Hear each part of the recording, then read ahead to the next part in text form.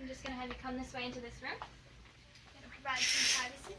My name's Ashley. I'm going to be your nurse today. Can you give me your full name and date of birth, please? Taylor Everett, 10/29/91. And can you tell me what time your appointment was for today? It was for 2 o'clock. Okay, and what it was for? It was just for physical. Okay. I'm going to be the one doing your head-to-toe assessment today. We're going to get started in just a minute. I'm just going to go wash my hands and then I'll be right back. Okay.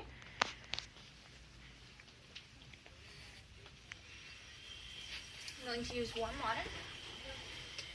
Making sure to scrub my hands for at least 15 seconds, getting in between my fingers on the backs of my hands, my fingernails,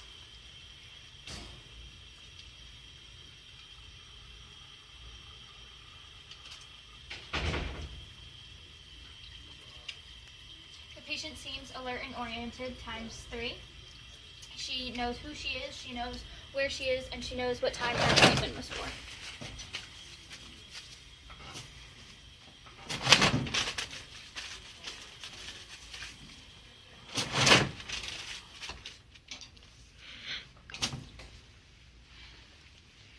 I'm just going to start by taking some vital signs. Are you having any pain today? No. And how about allergies? Just seasonal. Okay, are they bothering you at all? No. Alright, does it matter which arm I use? No. Is that too tight at all? Nope, that's fine.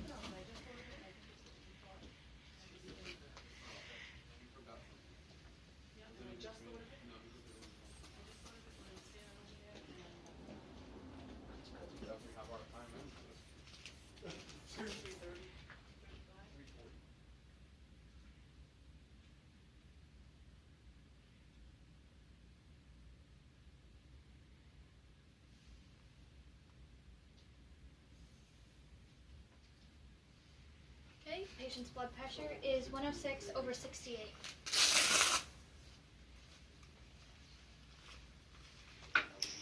I'm going to get your pulse now. I'm going to check your radial pulse, which is on your wrist. Can I have the wrist?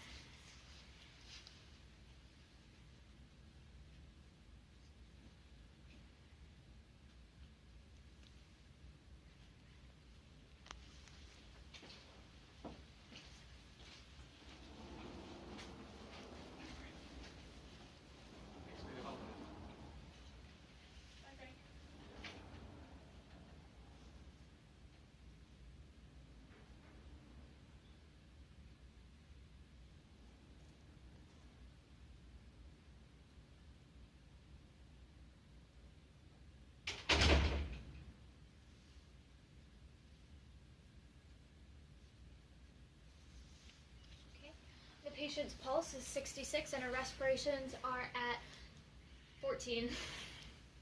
Okay, I'm going to get your temperature now. I'm going to have you open up your mouth and stick out your tongue. I'm going to put this in the sublingual pocket. Here we go.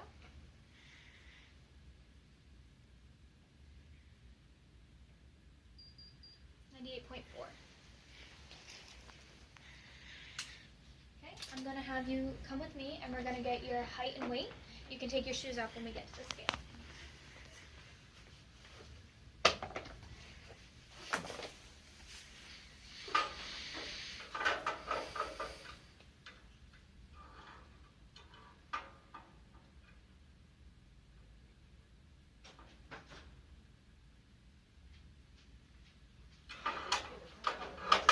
And I'm just going to have you turn around. Okay, very good. From obtaining the patient's height and weight, I am able to calculate her BMI, which is weight divided by height in inches squared multiplied by 703. I'm going to get your waist circumference now. I'm going to do this by putting the measuring device over your iliac crest, which is the top of your face.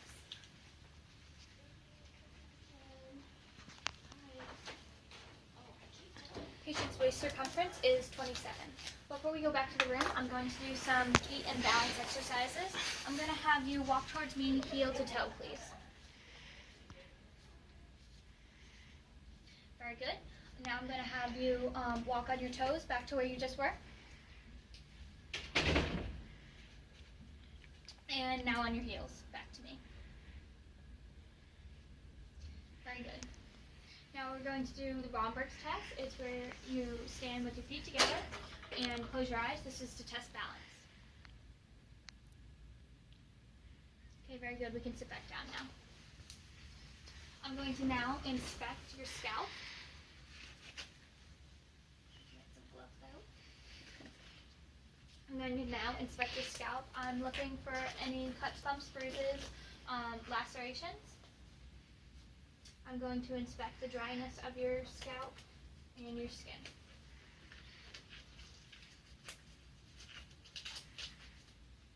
Okay, inspecting your scalp, I do not see any visible lacerations or bumps. I'm going to palpate your scalp now. Feel for any bumps, which there is none. The patient's scalp is dry. The patient feels warm, and there is no bumps or lacerations or bruising. Okay, I'm going to now inspect your ears. I'm first inspecting for any drainage. Now I'm going to palpate the pinna. I'm going to palpate down, feeling for any bumps or abnormalities, which there are none. If I had an otoscope, I would use it to check your tympanic membrane. For an adult, I would pull the pinna up and back, and for a child, I would pull it down and back to look at the tympanic membrane, which should be pearly and gray and round. Okay, now I'm going to inspect your eyes. I'm going to first inspect the sclera, which is white and moist, which is very good. I'm going to now inspect your pupils, which are round. Is it okay if I pull down your lower lids? Yep.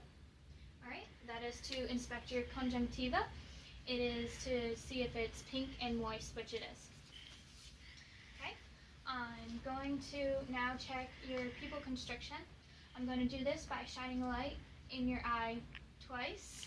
I'm going to start with your left eye, and then I'm going to move on to your right, okay? Here we go. One, and again, and the other side, okay, and again. Very good. Okay, I'm going to have you look at face forward, but follow the pen with your eyes.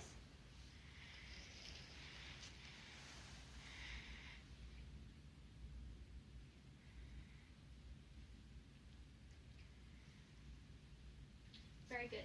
Pupils are equal, round, reactive to light and accommodations. I'm going to now check your nose, which is midline. I'm going to look for any lumps or bruises, and I'm going to palpate it. There's no visible drainage on your nose. Can you block one side of your nose and blow, please? Now block the other side and blow. Breath sounds breaths out of your nose are equal, which means that you do not have a deviated septum or anything like that. I'm going to now inspect your mouth. I'm going to start by inspecting your lips, which are pink and moist. Using a clean tongue depressor, I'm going to have you stick your tongue out and say ah. This is so I can check your uvula to make sure that it goes up and back. Say ah, which it does. I'm going to inspect your hard and soft palates, which are good. It shows that there's no cuts or abrasions in your mouth, along with your gums. There's no cuts or abrasions. If you have dentures, I would have you take them out so I can inspect the gums. I'm going to now inspect your neck. I'm going to start by inspecting the lymph nodes, pre and post auricular, moving to your submaxillary, then down to your supraclavicular. So there are no enlarged lymph nodes. I'm going to test your skin trigger, which tests the elasticity of your skin. I'm going to palpate your trachea, which is good, and now I'm going to palpate your thyroid gland to see if it's enlarged at all, which it is not. Okay, now I'm going to test your cranial nerves. Can you smile for me? Frown, scrunch up your face. Can you puff out your cheeks? Stick your tongue out, stick it up, down, side, and side. Very good. Now can you push up against my hands? Very good. Okay, now I'm going to move on to respiratory. I'm going to first inspect your anterior thoracic cavity. I'm inspecting it for any differences in color, any lacerations or bruising, which which I do not see any. I'm going to now palpate and palpating for any masses to see if I can feel any. While doing this, I'm going to check tactile fremitus. Can you say 99 for me? 99. This test for equal vibrations. Okay. I'm going to now inspect your posterior thoracic region, which I do not see any visible cuts or bruises. I'm going to palpate your thoracic region to feel for any masses, which there are none. Now I'm going to check for tactile fremitus. Can you say 99 for me? 99. Again? 99. And one more time. 99. Very good. While I'm back here, I'm going to check for thoracic expansion. I'm going to place my fingers in between your T10 and T9 vertebrae. Can you please take a deep breath into your nose and out through your mouth? Very good. For that, I'm looking for a 3 to 5 centimeter expansion. All right, now I'm going to oscillate to listen to your breath sounds to make sure that they are equal. While I was inspecting, I noticed that your rate of breathing is while inspecting, I noticed that you are not breathing heavy and that your breathing is not deep at all or shallow. Okay, now I'm going to auscultate for equal breath sounds. In auscultating, I'm going to listen for 6 in a Z zigzag formation on the front and 10 on the back. Okay. When I have you breathe, can you breathe in and out through your mouth, please? I'm going to make sure that I'm in between the intercostal spaces so that I'm not on bone or clothing. Deep breath, please. Okay, and again. And again. And again. And again. And one last time. Very good. Going to now auscultate the back. Auscultating 10 spots, making sure that I'm not on bone. Okay, deep breath, please. And again. And deep breath. Deep breath. Deep breath. Again. Again. Again. Okay, the last two, I'm going to go from the sides to get the, listen to the third lobe. And last one. Very good. Breath sounds are equal.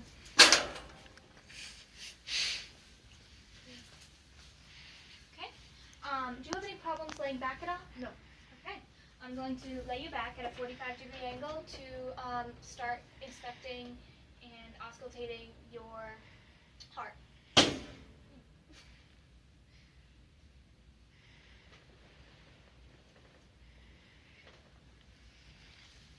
Okay. Can you lay all the way back for me, please? I'm looking for jugular vein distension right now, which you have none. When auscultating, I am listening first at the right sternal border, second intercostal space for the aorta.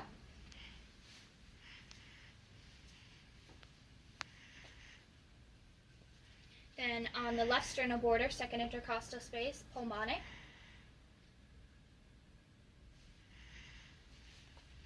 On the left sternal border, third intercostal space, Erb's point. On the left sternal border, fourth intercostal space, tricuspid. I'm just going to lift your shirt up. All right, and then on the fifth intercostal space, mid-clavicular, I'm listening for the mitral, which is at the apex of your heart. Okay, now I'm just going to auscultate with the bell back the same way that I just did. This is to listen for any abnormalities in your heart rhythm and heartbeat. The fifth intercostal space. Okay, now at the fourth intercostal space at tricuspid. Now Now the third intercostal space, Erb's point. Now the second intercostal space, pulmonic. And the second intercostal space, right sternal border, aorta. Now while listening with the bell, I'm going to listen to your carotid for any bruise.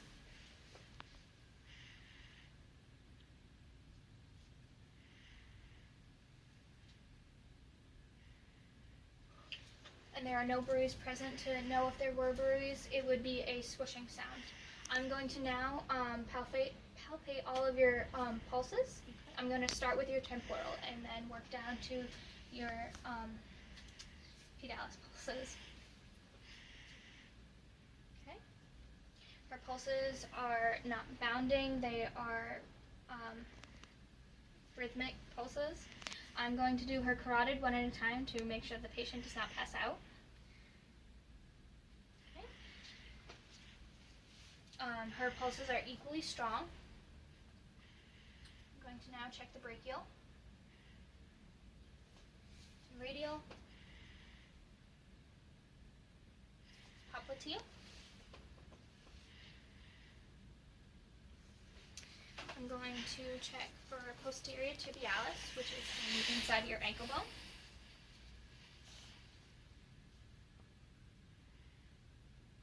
And dorsal pedis. Okay. I'm going to now check for capillary refill. This is to check to see if your skin goes back to the color within 3 seconds. And I'm going to also check capillary refill on your fingers,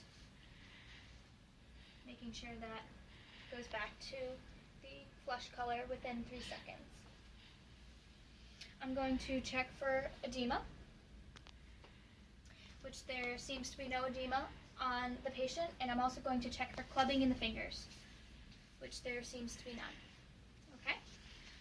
Do you have any trouble laying down flat? No. Okay.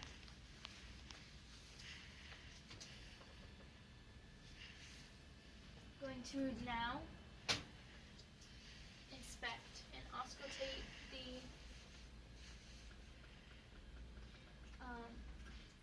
gastrointestinal. I'm going to first auscultate it, so to not form any false bowel sounds. Are you having any nausea, vomiting recently? No. Okay. Just going to pull your shirt up. Sure. Okay, I'm going to auscultate in the 4 quadrants, moving clockwise, listening for 5 to 35 gurgles or swooshes. If I did not hear any, I would listen for 5 minutes in each quadrant, moving clockwise, starting in the lower right quadrant because that is where the bowels are most active.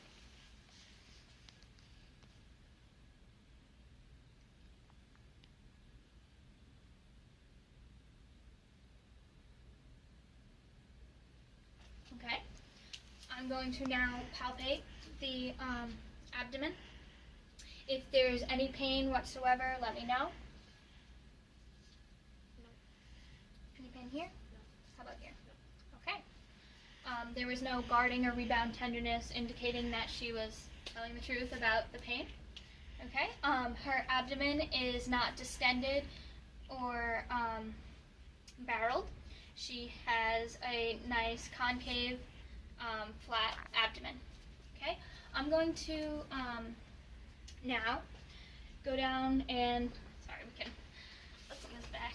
I'm going to have you sit up and come over to the side. We're now going to check some range of motion. Okay. Okay. I'm going to have you hold your arms up. Very good. Push down against my hands. Push up. Okay.